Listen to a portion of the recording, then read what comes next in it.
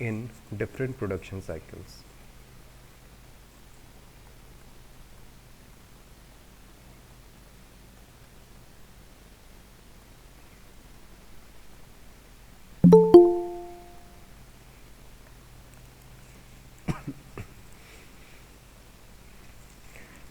So again we will make some assumptions जिसके basis पे हम वो पूरा डेरिवेशन करने जा रहे हैं. तो अजम्पशंस में ये फर्स्ट मॉडल के बिल्कुल सिमिलर है, बस एक डिफरेंस ये आया कि वहाँ हमारा डिमांड रेट जो था वो हर एक प्रोडक्शन रन में कांस्टेंट था, जबकि यहाँ पर प्रोडक्शन रन में वो वेरी कर रहा है. अलग अलग प्रोडक्शन रन में जो हमारे पास डिमांड रेट है या डिमांड है वो अलग अलग है.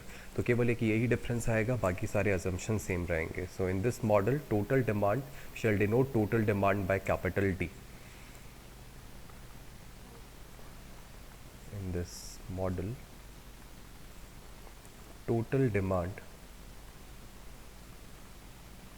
जहाँ टोटल डिमांड से मतलब क्या है, पूरे टाइम के लिए. मतलब आपने मैं एग्जांपल ये दूं कि प्रोडक्शन आपको करना है साल भर करना है, तो उस केस में मैंने प्रोडक्शन साइकिल्स जो है वो क्या किए, एक एक महीना बना दिया. तो एक एक महीना, अब यहाँ तो टाइम भी चेंज होगा, यहाँ टाइम कांस्टेंट नहीं रहने वाला है, क्योंकि रेट आपकी जब चेंज हो रही है डिमांड रेट, तो उसके बेसिस पे जो आपका प्रोडक्शन रन का टाइम है वो चेंज हो जाएगा. यदि डिमांड रेट कांस्टेंट रहती है तो वो टाइम भी आपका फिक्स है कि एक महीना पर चल रहा है. लेकिन क्योंकि आप इन्वेंट्री लेवल जो है वो कांस्टेंट मेंटेन करके रख रहे हो, जैसे मैं ये कहूँ कि इनिशियली मैंने 1500 यूनिट किसी पर्टिकुलर प्रोडक्ट के मंगवाए और मुझे अपने कस्टमर्स को वो सर्व करना है या मुझे डिलीवरी करनी है, तो उस केस में वो डिपेंड करता है डिमांड कितना है. मान लो कि एक दिन की डिमांड 100 यूनिट्स है, तो उस केस में वो पर्टिकुलर प्रोडक्ट जो है वो 15 दिन में ख़त्म हो जाएगा. फिर मैंने दोबारा 1500 यूनिट मंगाए और अब की बार डिमांड बढ़ करके कितनी हो गई, 150 यूनिट पर डे. तो उस केस में वो 7.5 दिन में ही ख़त्म हो गया, 15 दिन चला ही नहीं. तो यदि हमारी डिमांड रेट वैरी कर रही है तो उस केस में स्टॉक लेवल कांस्टेंट रखने पर आपका जो प्रोडक्शन रन का टाइम है वो भी चेंज होगा. ठीक है. So in this model total demand is denoted by D. This is prescribed over the total time period t.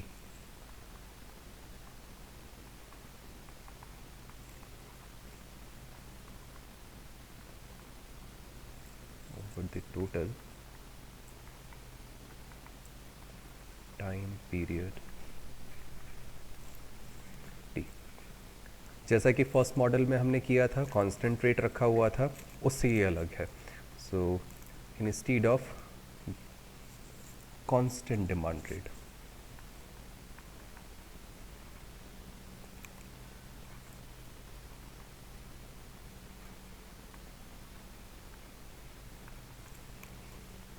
rate which was constant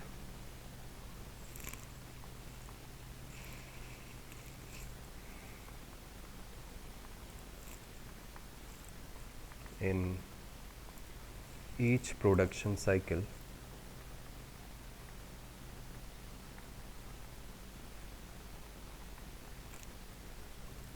in the previous model.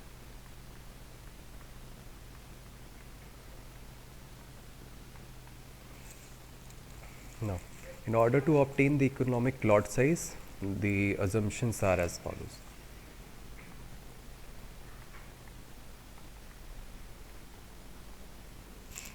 The economic lot size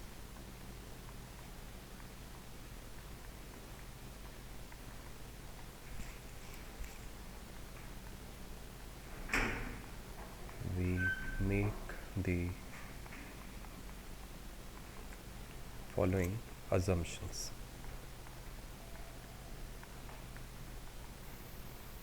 पहला assumptions first model में था, पहला assumption first model में था कि demand rate is constant R per unit time. ठीक है. और हर एक प्रोडक्शन रन के लिए ऐसा था. यहाँ पर नहीं है, यहाँ पर टोटल डिमांड डी से हम डील कर रहे हैं. तो total demand D of the total time period T is non.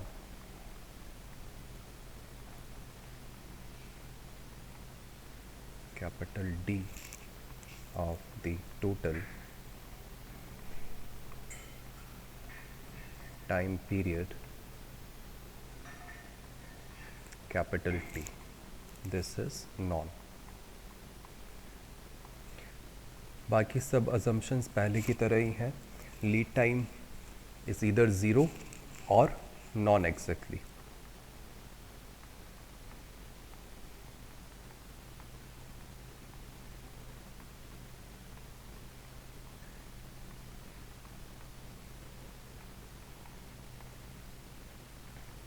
Third assumption, shortages allowed नहीं है,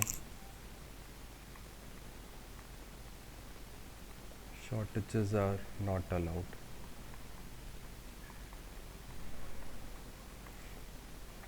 Fourth assumption, production rate is infinite or production is instantaneous.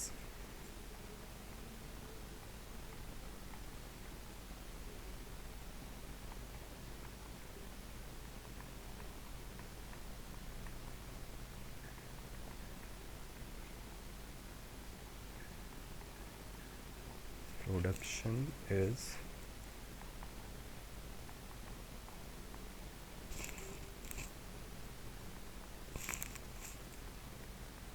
Instantaneous.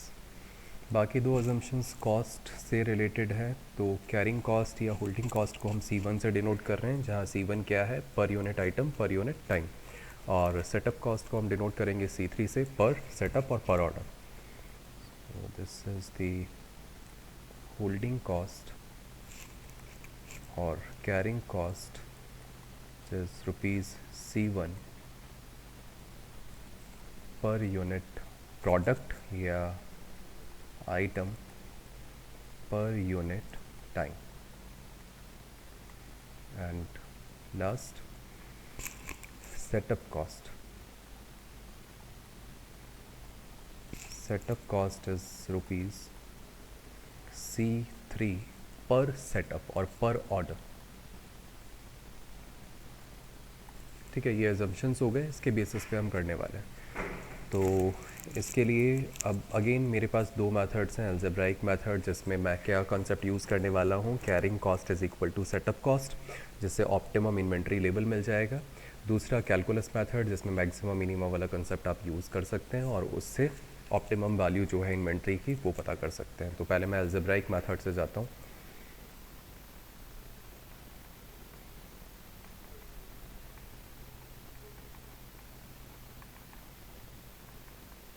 Algebraic method की sorry algebraic method के लिए मुझे इसका carrying cost जो है और सेटअप कॉस्ट जो है वो पता करना पड़ेगा। तो पहले मैं कैरिंग कॉस्ट और सेटअप कॉस्ट निकालता हूँ, टोटल कॉस्ट बनाऊँगा और फिर ऑप्टिमल इन्वेंट्री लेवल के लिए carrying cost is equal to setup cost कर दूँगा।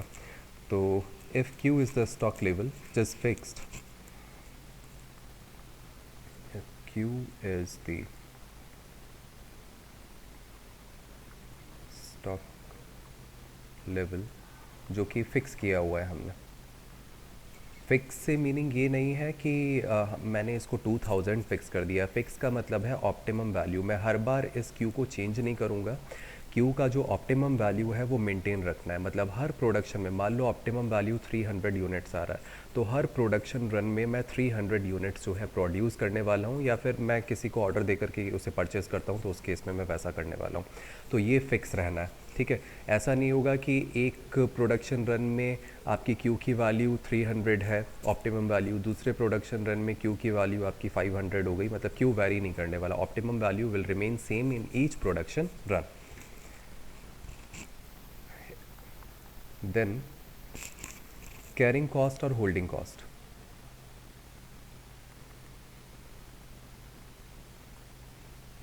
इज़ इक्वल टू, कैसे निकलता है ये, एवरेज इन्वेंट्री को मैं कॉस्ट से मल्टीप्लाई कर देता हूँ। तो एवरेज इन्वेंट्री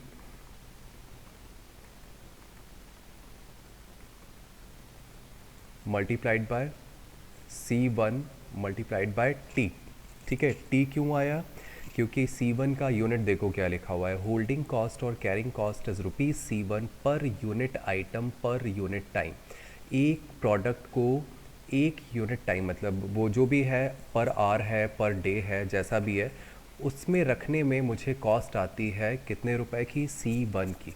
तो मेरे पास इन्वेंट्री कितनी है, वो मैं एवरेज इन्वेंट्री यूज़ करने वाला हूँ, क्योंकि इनिशियली इन्वेंट्री मैक्सिमम है और जैसे जैसे एक प्रोडक्शन रन आपका ख़त्म हो रहा है, इन्वेंट्री लेवल धीरे धीरे कम होते हुए ज़ीरो पर पहुँच गया। तो इस वजह से हम एवरेज इन्वेंट्री यूज़ कर रहे हैं।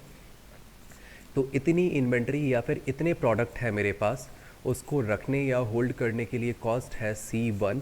और क्योंकि पर यूनिट टाइम था, आपने इस इन्वेंट्री को कितने टाइम तक के लिए रखा हुआ है, T टाइम तक के लिए, तो इसलिए T से और मल्टीप्लाई हो गया।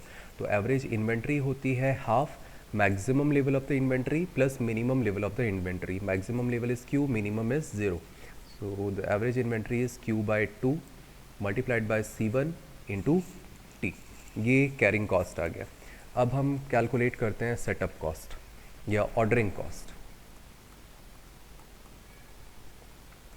Setup cost is equal to, setup cost से मतलब क्या है, आपने कितने प्रोडक्शन रन किए हुए हैं उनकी काउंटिंग, और पर सेटअप मेरा जो कॉस्ट आता है वो है ₹3।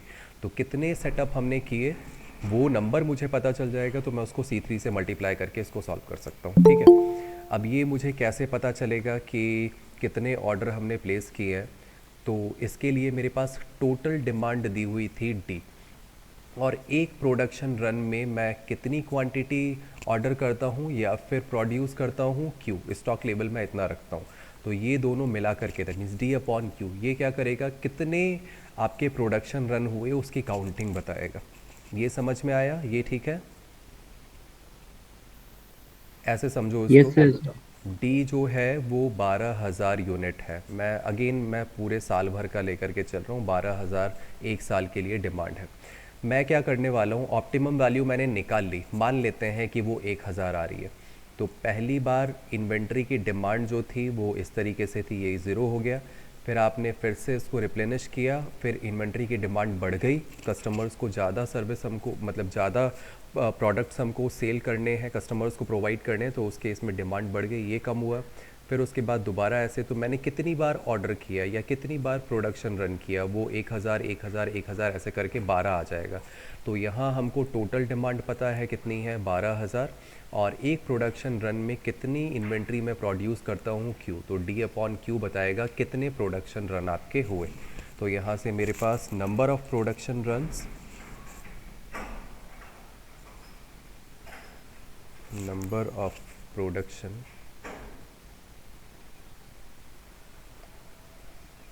रन मल्टीप्लाइड बाय C3, ये इसका सेटअप कॉस्ट हो गया टोटल टाइम T के लिए। तो प्रोडक्शन रन का नंबर है D/Q मल्टीप्लाइड बाय C3, ये आ गया। यहाँ से हम टोटल कॉस्ट अब निकाल सकते हैं, क्योंकि शॉर्टेजेस अलाउड है नहीं, तो मेरे पास केवल दो ही तरीके की कॉस्ट आने वाली है, जिसमें एक कैरिंग कॉस्ट है और दूसरा सेटअप कॉस्ट है। तो total inventory cost,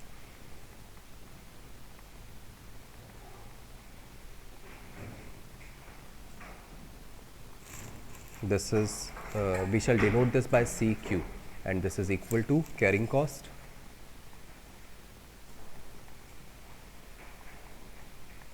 plus setup cost.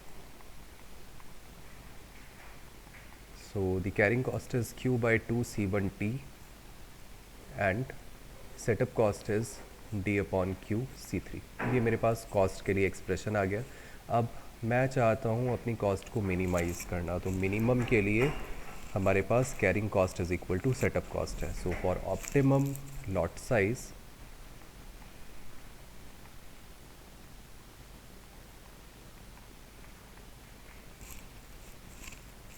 carrying cost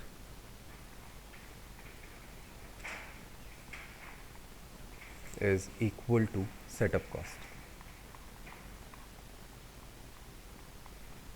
carrying cost था Q/2 C1T, सेटअप कॉस्ट है D/Q into C3। Optimum lot size आपको पता करना है, मतलब Q का वैल्यू निकालना है, तो Q स्क्वायर हो गया 2C3D/C1T, और यदि मैं स्क्वायर रूट ले लूँ तो ये Q की वैल्यू आ गई। This is the optimum value of Q।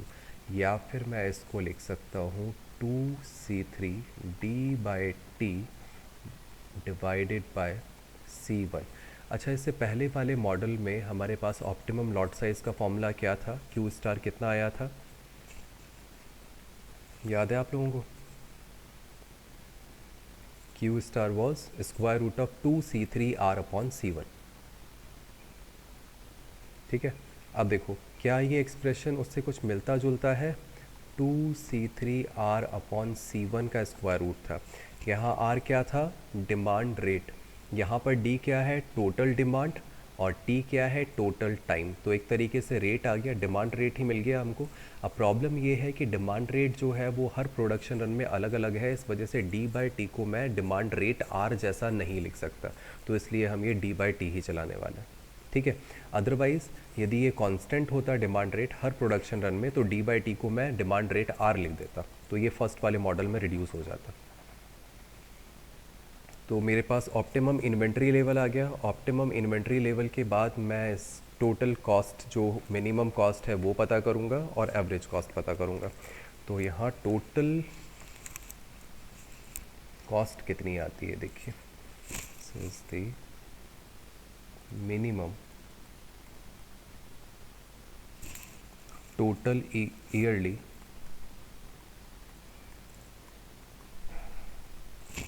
Inventory cost,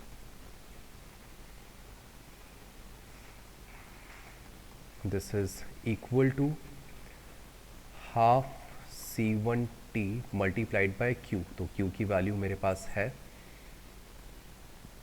2C3, ये T अभी मैं नीचे लिख रहा हूँ, 2C3D upon C1T plus C3D divided by Q। तो इसका रेसिप्रोकल कर देते हैं, square root of C1T divided by 2C3D।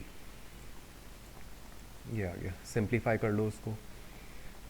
तो यदि मैं स्क्वायर रूट के अंदर ये सारा एक्सप्रेशन भेजता हूँ तो C1T न्यूमरेटर में आ गया, ये 2 डिनोमिनेटर में आ गया, तो C1C3D T अपॉन 2 ये मिला पहले स्क्वायर रूट में,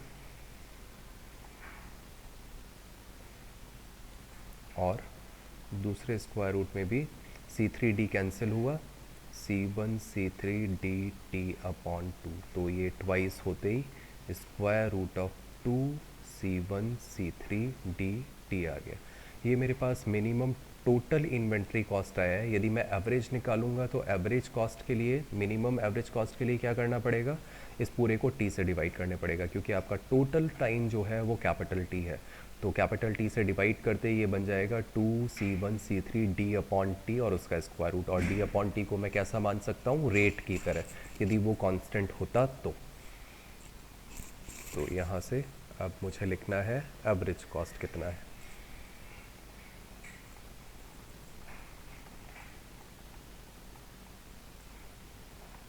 मिनिमम एवरेज कॉस्ट, इसको मैं सी मिन से डिनोट कर रहा हूँ, this is equal to square root of 2C1C3D T divided by capital T, और square root of 2C1C3D upon T, ऐसा लिख सकते हैं। अब इससे पहले वाला मॉडल याद करो, इससे प्रीवियस मॉडल में हमने जब टोटल कॉस्ट निकाला था तो वो कितना आया था, स्क्वायर रूट ऑफ 2C1C3R। ठीक है, तो यदि डिमांड रेट कांस्टेंट है उस केस में D by T demand rate बन जाएगा R। तो ये अगेन फर्स्ट वाले में रिड्यूस हो गया, तो फर्स्ट के लिए हमारे पास जो टोटल कॉस्ट का फॉर्मूला था वो इसके सिमिलर रहने वाला है। यहाँ तक क्लियर है आप लोगों को?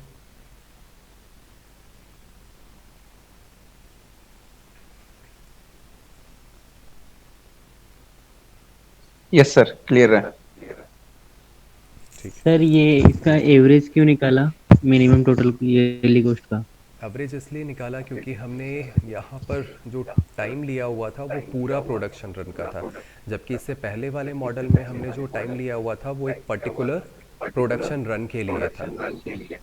ठीक है, तो इसलिए हम एवरेज निकाल करके उसको इंडिपेंडेंट कर देते हैं टाइम से। ओके। ठीक, तो ये फर्स्ट मेथड हो गया है एल्जेब्राइक मेथड। नेक्स्ट है कैलकुलस मेथड, जिसमें हम मैक्सिमा मिनिमा का कंसेप्ट यूज़ करते हुए इसको सॉल्व कर सकते हैं। तो फिगर मैं यहीं बना देता हूँ, यहीं बना देता हूँ।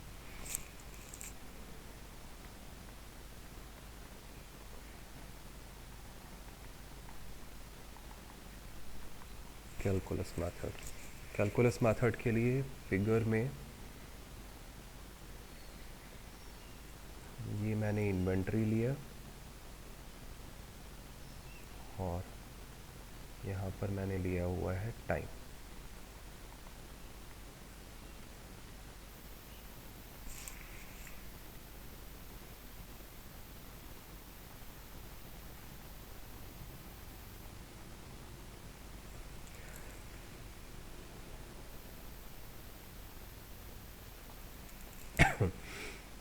मान लेते हैं कि इन्वेंट्री लेवल इतना है क्यू, इतनी इन्वेंट्री हम रखते हैं।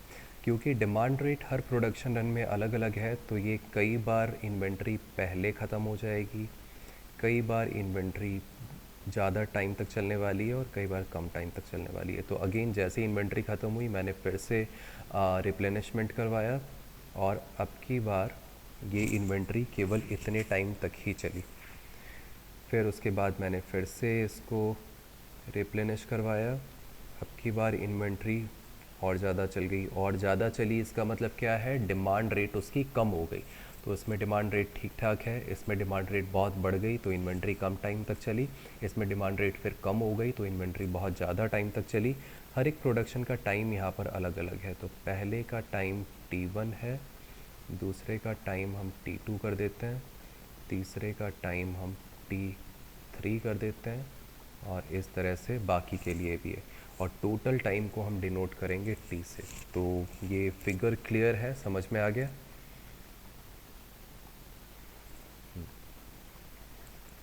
अब देखो, total time of production runs,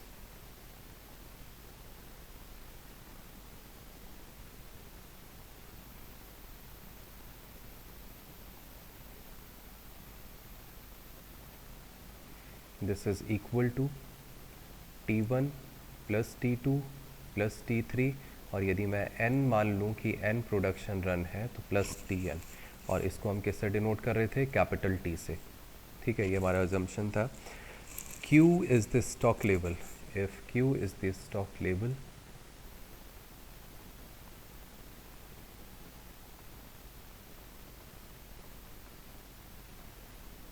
then number of production runs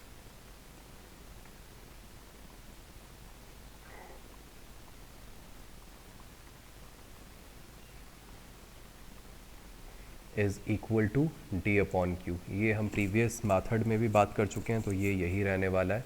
इसको मैं n लिख देता हूँ, number of production runs n is equal to D by Q. ये आ गया। Now the carrying cost for the period capital T।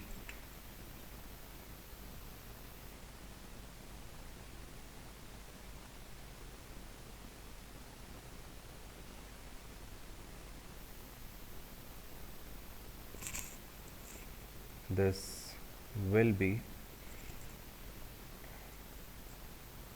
half Q T1 C1 plus half Q T2 C1 and so on, half Q Tn C1। ये ठीक है।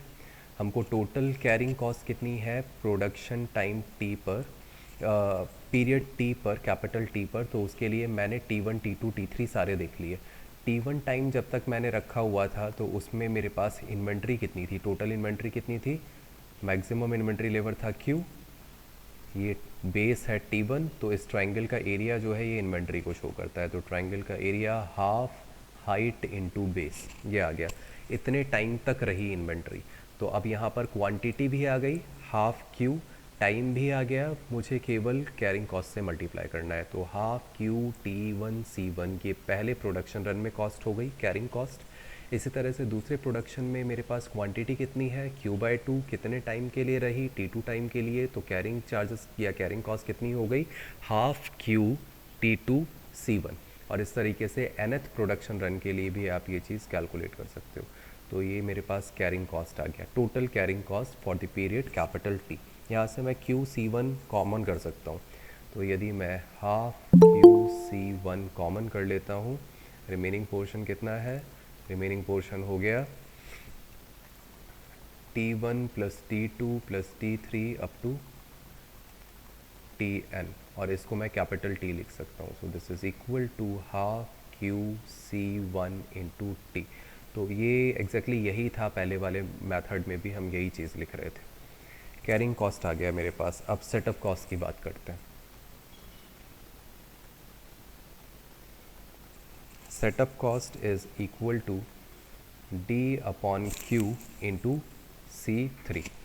Total cost निकालोगे और वो किसका फंक्शन होने वाला है, Q का, क्योंकि बाकी सब तो नॉन है। C1 आपको पता है, T आपको पता है, D आपको पता है, C3 आपको पता है, तो Q वेरिएबल रह गया। तो टोटल कॉस्ट जो है वो Q का फंक्शन हो जाएगा। Total cost for period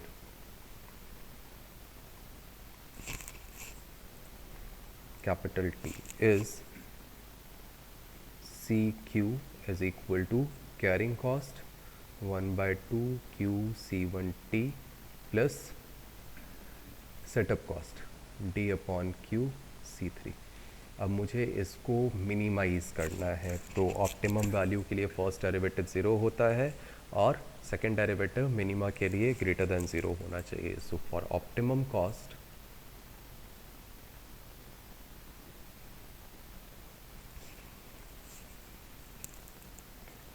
this dc upon dq must be 0. This implies half c1t minus d upon q square c3 is equal to 0। यहाँ से हम q की वैल्यू निकालते हैं, तो q स्टार मान लेते हैं। वो इधर ट्रांसफ़र किया, cross multiply 2c3d upon c1t, 2c3d upon c1t, ये आ गया। और इससे प्रीवियस मेथड में भी यही था, 2c3d अपॉन टी को एक साथ लिखा था और अपॉन c1 किया था, और d अपॉन टी जब एक साथ लिखते हैं तो वो रेट जैसा बन जाता है। ठीक है, ये हो गया। यहाँ से अब मैं सेकेंड डेरिवेटिव निकाल लेता हूँ और चेक करता हूँ, d2c upon D Q square किस पर पता कर रहे हैं, q स्टार पर। तो d2c upon D Q square आया कितना, इसको एक बार और डिफ्रेंशिएट करना है विथ रिस्पेक्ट टू q, इस पूरे को। तो फर्स्ट टर्म तो q से फ्री है, वो ज़ीरो हो जाएगा। Second term 1 upon Q square का माइनस 2 अपॉन q क्यूब, तो 2d upon Q cube into C3 कहाँ पर पता करना है, q स्टार पे। तो q स्टार जो है वो इन्वेंट्री लेवल को शो कर रहा है, मतलब क्वांटिटी है, तो ये पॉजिटिव रहने वाला है या फिर ज़ीरो हो सकता है। तो पॉजिटिव ही ज़ीरो होगा तो कोई बात ही नहीं रहेगी, तो पॉजिटिव है तो उस केस में ये पूरी क्वांटिटी पॉजिटिव हो गई। इसका मतलब q स्टार जो कि square root of 2c3d upon c1t से दिया जा रहा है, ये आपकी कॉस्ट को मिनिमाइज़ करेगा। दिस इम्प्लाइज मिनिमम कॉस्ट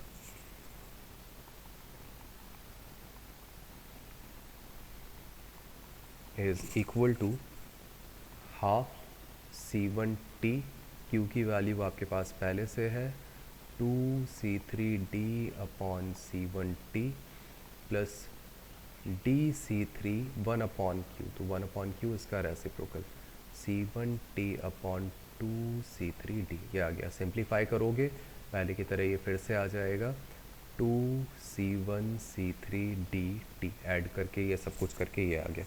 और यहाँ से मुझे फिर से क्या करना है, एवरेज मिनिमम एवरेज कॉस्ट पता करना है। तो एवरेज कॉस्ट क्यों, क्योंकि ये पूरे प्रोडक्शन रन, सारे प्रोडक्शन रन को मिला दें तो जो टाइम बनता है उसके लिए है, तो इसलिए मैं इसको एवरेज और निकाल लेता हूँ। मिनिमम एवरेज कॉस्ट के लिए इसको t से डिवाइड करेंगे, तो जब t से डिवाइड करेंगे ये बन जाएगा 2c1 c3d upon T. d upon T को फिर से r जैसा ट्रीट कर लिया जाएगा, सॉरी। ठीक है, क्लियर है यहाँ तक। तो फिर हम प्रॉब्लम्स, न्यूमेरिकल प्रॉब्लम्स लें इसकी।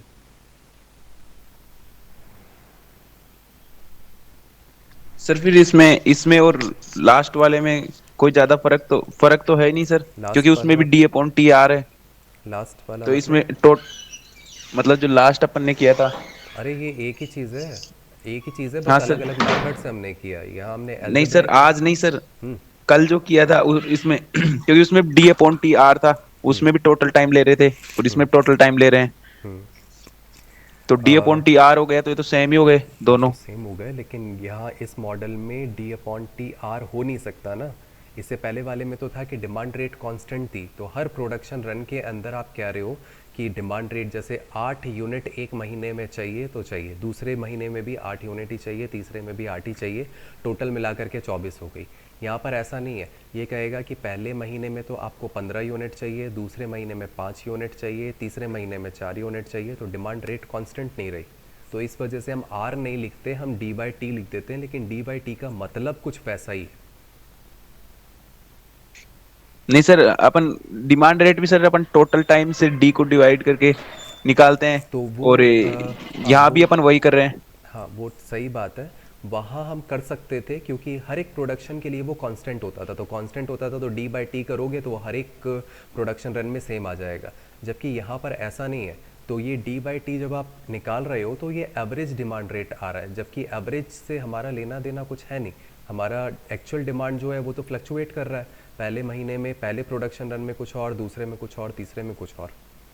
हाँ लेकिन आप समझने के लिए ऐसा कर सकते हो कि डी बाई टी जो है वो डिमांड रेट जैसा कुछ आता है। तो यदि ये स्टेटमेंट डाल देगा कि ये कांस्टेंट है डिमांड रेट, तो डी बाई टी को हम आर ही लिख देंगे। सर इस सेकंड मॉडल को हम फर्स्ट मॉडल का जनरलाइज्ड फॉर्म बोल सकते हैं क्या?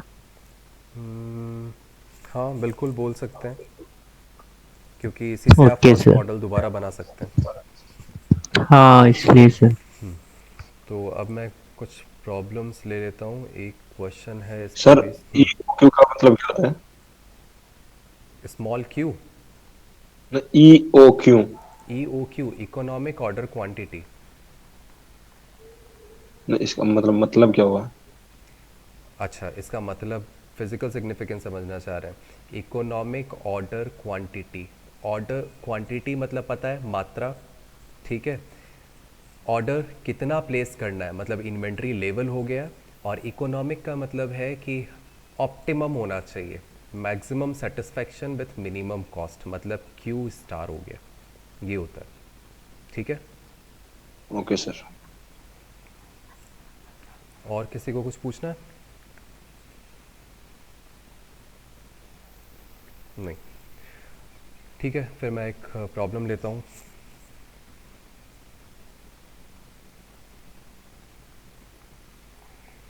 प्रॉब्लम है, find the economic order quantity और economic lot size for the following data.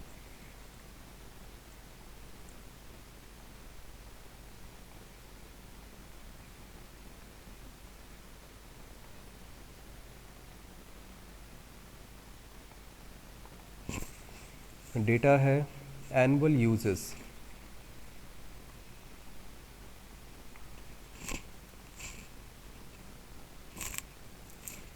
Annual usages और एनुअल डिमांड कह सकते हैं इसको। 1000 पीसेस का डिमांड है। फिर इसके बाद है expediting cost,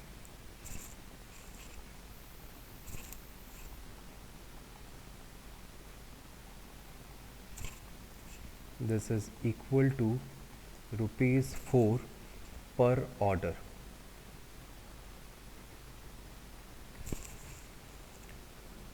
cost per piece,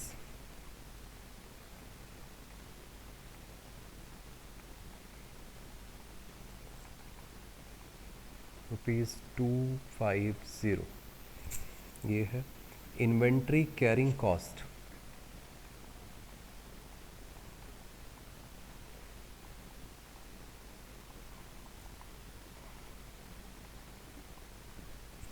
ये दिया हुआ है 20% of the total cost.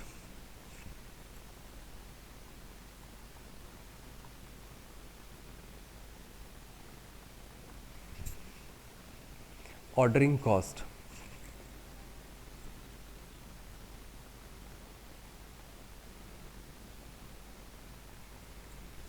This is equal to ₹6 per order.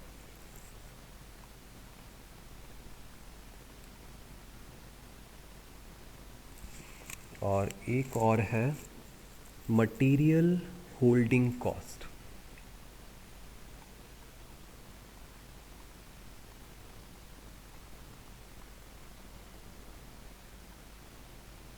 This is equal to ₹1 per piece.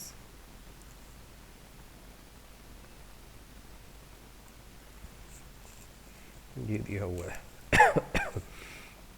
तो उस केस में हमको इकोनॉमिक लॉट साइज़ कितना है वो पता करना है। तो एक बार फिर देखिए, एनुअल यूज़ मतलब एनुअल डिमांड हमको दी हुई है 1000 पीस की। फिर इसके बाद एक्सपीडिटिंग कॉस्ट है ₹4 पर ऑर्डर। तो एक्सपीडिटिंग कॉस्ट क्या होता है? एक्सपीडिटिंग कॉस्ट से मीनिंग है हमारा एक सेकेंड, पहले आगे हम देख लेते हैं बाकी में, फिर मैं एक्सपीडिटिंग कॉस्ट को भी क्लियर करता हूँ। कॉस्ट पर पीस, एक पीस को ख़रीदने के लिए मुझे इतना अमाउंट इन्वेस्ट करना पड़ रहा है। कितना है वो? ₹250, मतलब एक की कॉस्ट है। उसके बाद आगे है inventory carrying cost. Carrying cost जैसा कि हमने पहले भी बात की थी कि ये कॉस्ट मतलब एक आइटम को ख़रीदने पे कितना पैसा खर्च करा उसके लिए होता है। तो यहाँ 20% ऑफ द कॉस्ट, यदि मैं एक इन्वेंट्री की एक यूनिट टाइम रखने के लिए कैरिंग कॉस्ट देखता हूँ तो वो 250 का 20% आ जाएगा।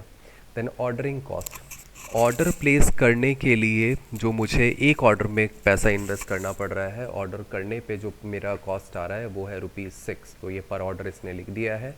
Material holding cost, material holding cost यहाँ पर कांस्टेंट है, तो इस वजह से हम इसको कंसिडर करें या नहीं करें उससे कोई फ़र्क नहीं पड़ेगा। आप चाहो तो उसको ले भी सकते हो, चाहो तो स्किप कर देना। तो अभी फ़िलहाल मैं इसको छोड़ने वाला हूँ, क्योंकि आगे फिर इसके कुछ आर्टिकल्स होंगे, मैं उसमें बताऊंगा कि ये कैसे काम कर रहा है। ठीक है, अब एक्सपीडिटिंग कॉस्ट पे देखिए। तो एक्सपीडिटिंग कॉस्ट क्या है? ये प्रोसेस को तेज़ करने का काम करता है। तो यहाँ जैसे इसने लिखा हुआ है ₹4 पर ऑर्डर, तो ऑर्डर जब मैं प्लेस करूँगा उस की जो प्रोसेसिंग है उसकी स्पीड बढ़ा देगा। और क्योंकि ये पर ऑर्डर की बात कर रहा है, इसका मतलब जब मैं ऑर्डरिंग कॉस्ट कैलकुलेट करूँगा तो ये वाला और ये वाला दोनों कॉस्ट मर्ज होकर के आएगी। तो इसीलिए ordering cost, holding cost, carrying cost, ये सब कुछ जो था उसके अलग अलग मैंने आपको कॉस्ट बताए हुए थे। तो जब ऑर्डरिंग कॉस्ट की बात आएगी तो ऑर्डर प्लेस करते टाइम आपको कितनी कॉस्ट आई? ₹6, और इस प्रोसेस को तेज़ करने में पर ऑर्डर ₹4 मुझे इन्वेस्ट करना पड़ रहा है या मेरी कॉस्ट आ रही है। तो ये दोनों मिला कर के ऑर्डरिंग कॉस्ट होंगे। ठीक है, ये ध्यान रखने वाली बात है इसमें। Now solution, total demand D, 1000 item थे या 1000 पीसेस थे, ये हो गया। C3 is the setup cost. Setup cost में ऑर्डरिंग कॉस्ट और एक्सपीडिटिंग कॉस्ट दोनों मिला करके आ गया। तो ₹6 प्लस ₹4, दैट मीन्स ₹10 पर ऑर्डर, ये हुआ। C1 मुझे पता करना है, तो C1 क्या है इसका? कैरिंग कॉस्ट और होल्डिंग कॉस्ट। और कैरिंग कॉस्ट या होल्डिंग कॉस्ट कितना दिया हुआ है? 20% ऑफ द कॉस्ट। तो एक यूनिट को ख़रीदने पे मुझे ₹250 लग रहे हैं, तो इसका 20% पर यूनिट टाइम के लिए मुझे कैरिंग कॉस्ट देना पड़ेगा। तो ये हो गया इसका C मल्टीप्लाइड बाय I। तो C है 250 पर यूनिट आइटम पर unit time multiplied by 20%। Unit इसका है पर पीस पर यूनिट टाइम। तो पर यूनिट टाइम का ध्यान रखना, यहाँ पर यूनिट टाइम मैं अभी फ़िलहाल पर यूनिट टाइम ही चलने दे रहा हूँ, क्योंकि और कहीं इसने कोई बात ही नहीं करी। अदरवाइज़ मैं सब जगह यूनिट सेम रखता। यदि यहाँ पर कहीं मंथ में दिया हुआ है, यहाँ कहीं ईयर में दिया हुआ है, तो सबको एक यूनिट में कन्वर्ट कर लो, या तो सारे मंथ होंगे या सारे ईयर होंगे। ठीक है, ये चीज़ ध्यान रखने वाली बात। अब इकोनॉमिक लॉट साइज़ की हम बात करते हैं या इकोनॉमिक ऑर्डर क्वांटिटी की हम बात करते हैं, तो उसको हम डिनोट कर रहे थे Q स्टार से। और फॉर्मूला क्या था? 2, देखते हैं, Q star 2C3D/C1T। 2C3 is 10, D is 1000 upon C1 into T। तो C1 है 250 इंटू 0.20, और T क्या था? Total time. तो टोटल कितना है? एनुअल यूज़ लिखा हुआ है, इसका मतलब 1 साल। तो मल्टीप्लाइड बाय 1, ये सब जगह मल्टीप्लाई लगा देता हूँ मैं, गड़बड़ नहीं होगी। ये हो गया। अब इसको कैलकुलेट कर लेना है, तो इसको कैलकुलेट करने के लिए हम यहाँ से पॉइंट हटा करके 2, 10, 1000, 250, 20, 100, ये 20 कैंसिल, ये 4 टाइम्स कैंसिल, 400 स्क्वायर रूट मतलब 20। तो 20 यूनिट्स या 20 पीसेस हमको मंगाने चाहिए। ठीक है, अब 20 पीसेस क्या शो कर रहा है? 20 पीसेस शो कर रहा है कि 20 पीसेस यदि मैं ऑर्डर करता हूँ हर बार, तो उस केस में मेरे पास कॉस्ट कम से कम लगने वाली है। तो मुझे कितने ऑर्डर प्लेस करने पड़ेंगे साल भर में?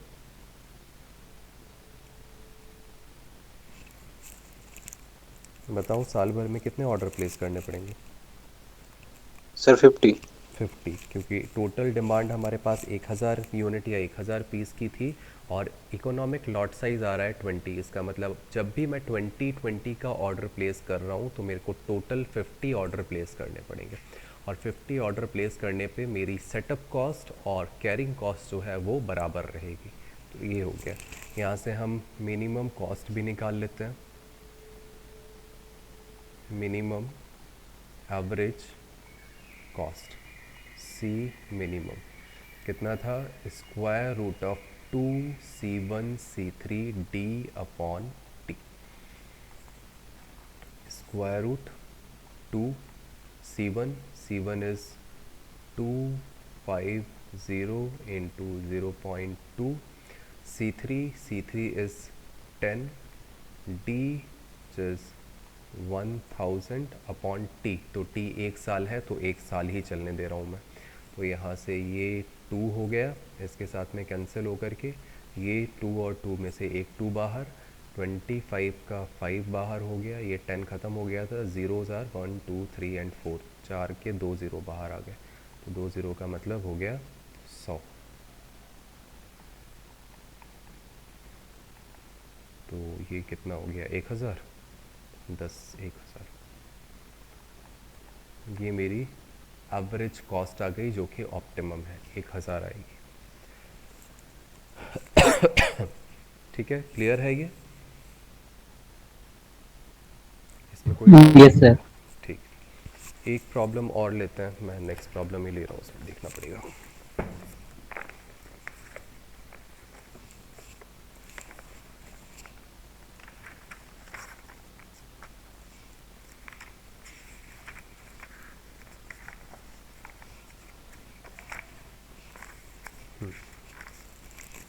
नेक्स्ट प्रॉब्लम ही ले रहा हूँ मैं इसमें।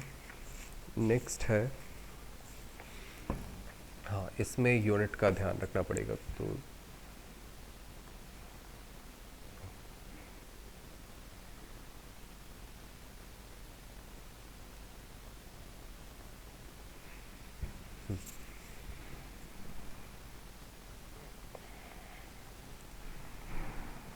प्रॉब्लम मैं यहाँ लिख दे रहा हूँ। You have to supply your customers 100 units of a certain product every Monday.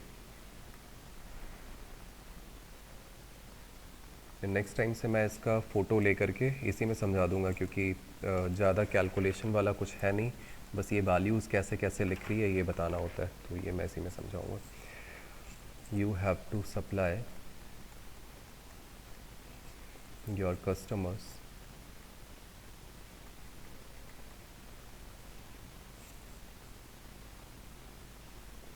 100 units of a certain product every Monday.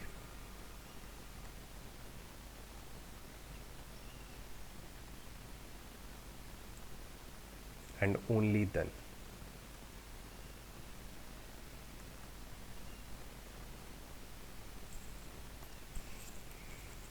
You obtain the product from a local supplier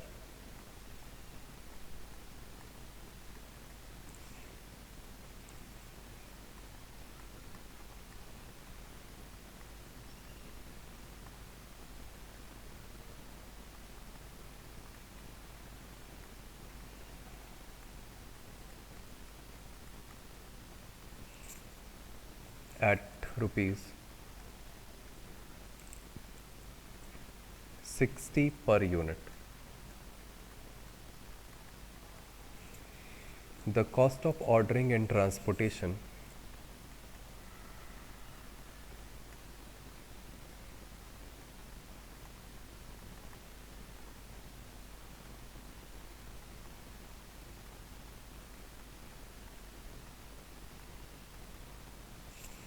from the supplier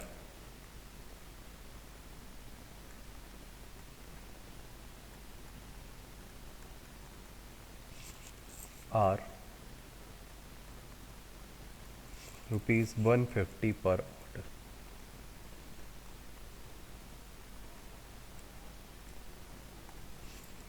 The cost of carrying inventory is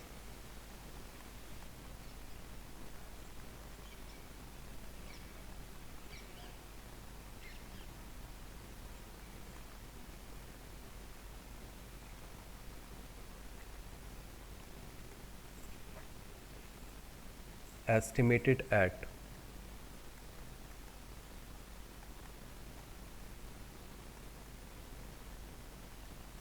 15% per year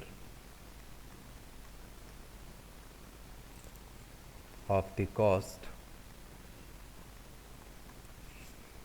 of the product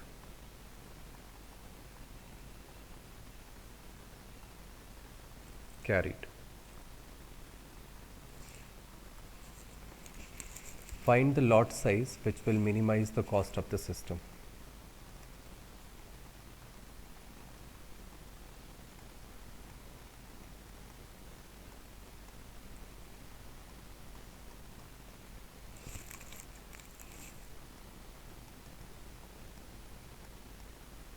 Which will minimize the cost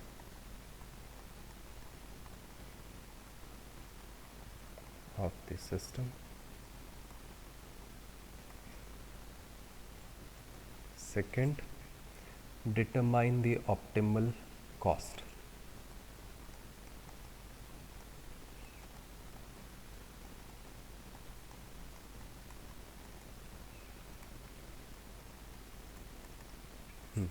question एक बार पढ़ूँ फिर से ध्यान से, मैं read कर रहा हूँ.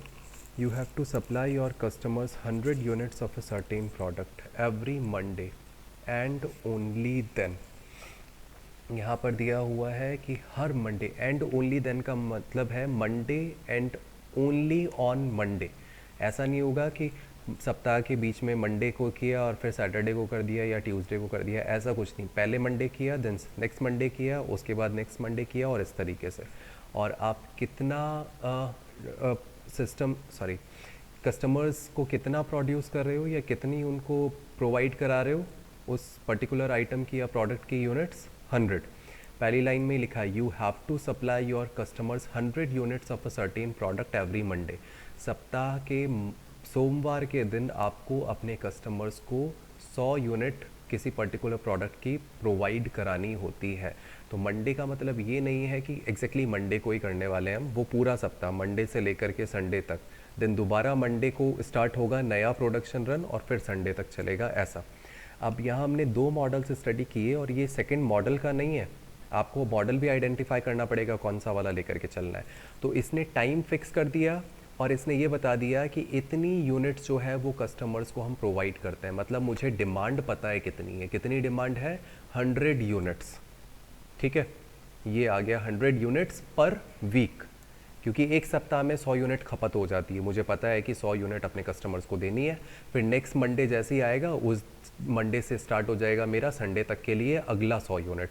तो इस तरीके से चल रहा है. तो मेरे पास डिमांड रेट पता है मुझे, capital R is equal to 100 units per week. ये हुआ. और यदि मुझे कैपिटल R पता है 100 यूनिट्स पर वीक, इसका मतलब कांस्टेंट है. और जब कांस्टेंट है तो मैं फर्स्ट मॉडल यूज़ करूँगा कि डिमांड रेट कांस्टेंट रहने वाली है. तो उसमें मुझे क्या क्या चाहिए होता है? मुझे चाहिए होगा C1, C3, demand rate R. बाकी सब कुछ उसके अलावा ज़रूरत नहीं पड़ेगी, इससे मेरा काम चल जाएगा. ठीक है. आगे ये कह रहा है you obtain the product from a local supplier at ₹60 per unit.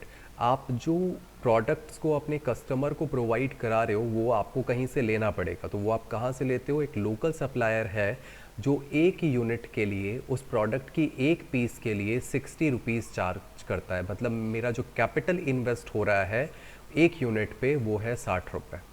आगे फिर ये कहता है the cost of ordering and transportation from supplier are ₹150 per order.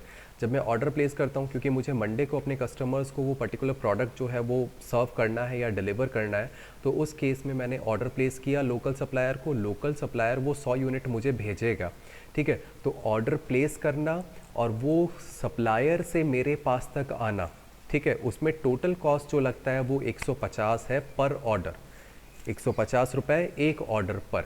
तो ये मेरी ऑर्डरिंग कॉस्ट या फिर सेटअप कॉस्ट हो गई C3। तो C3 कितना हुआ, 150 रुपीज़ पर ऑर्डर। द नेक्स्ट लाइन में ये कह रहा है the cost of carrying inventory is estimated at 15% per year of the cost of the product carried. आप जो प्रोडक्ट रख रहे हो उसकी कैरिंग कॉस्ट कैसे निकल रही है, 15%, कॉस्ट की 15% पर ईयर। अब यहाँ देखो इसकी यूनिट चेंज हो गई, अभी तक हम वीक वाइज बात कर रहे थे प्रत्येक सप्ताह में, और यहाँ जो कैरिंग कॉस्ट दी हुई है वो पर ईयर दिया हुआ है। तो आपको इसको कन्वर्ट करना पड़ेगा वीक में, या फिर ऊपर वाले को कन्वर्ट करना पड़ेगा ईयर में। तो मुझे वीक में कन्वर्ट करना ज़्यादा इजी लग रहा है, तो मैं कैरिंग कॉस्ट को पर वीक पर यूनिट आइटम में कन्वर्ट कर लेता हूँ। और कैसे निकलेगा,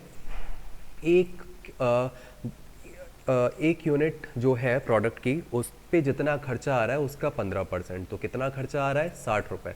60 रुपये का 15% हमको यहाँ पर निकालना पड़ेगा, ठीक है। समझ में आया ये कुछ?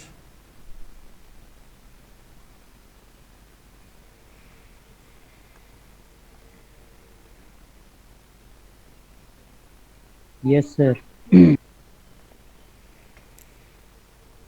ठीक है। Yes sir. तो अब जो कुछ दिया हुआ है एक बार वो लिखते हैं हम।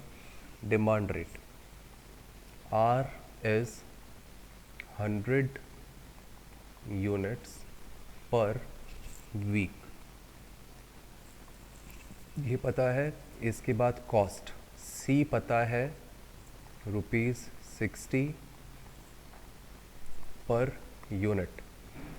इसके बाद मुझे C3 पता है ₹150 पर ऑर्डर। और कैरिंग कॉस्ट के लिए परसेंट पता है, I है 15% ऑफ कैपिटल और कॉस्ट ऑफ इन्वेंट्री। और कितना पर ईयर है ये ध्यान रखना, पर ईयर। तो मुझे अब C1 पता करना पड़ेगा। C1 कितना होता था, C इंटू आई। C इंटू आई का मतलब 60 का 15%, तो 15/100।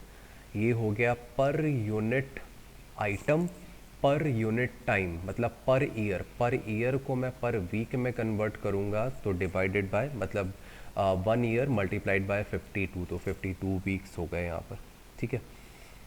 इसको सिंप्लीफाई कर सकते हैं। यस, ये 60 हो गया, 5 से ये कैंसिल हो जाएगा, 2 से कैंसिल हो जाएगा, तो 5 दिया 15, 5 दूनी 10, 2 से ये कैंसिल हो गया 6, और 2 से ये हो गया 26।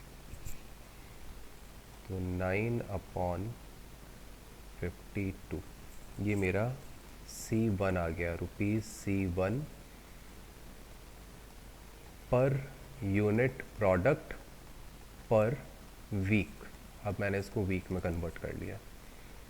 अब इसमें 2 क्वेश्चंस इसने पूछे थे। We have to find the lot size which will minimise the total cost and the optimal cost. It means we have to find Q star and C minimum. Q star का formula कौन सा model है, first, क्योंकि R दिया हुआ है, तो 2C3R/C1 is equal to square root of 2C3 150 R 100/C1। C1 is 9/52। तो ये जो भी आता है इसको सॉल्व करके लिख देना। और इसी तरह से मुझे C मिनिमम पता करना है, तो C मिनिमम था स्क्वायर रूट ऑफ 2C1C3R। ये वैल्यू पुट कर देते हैं।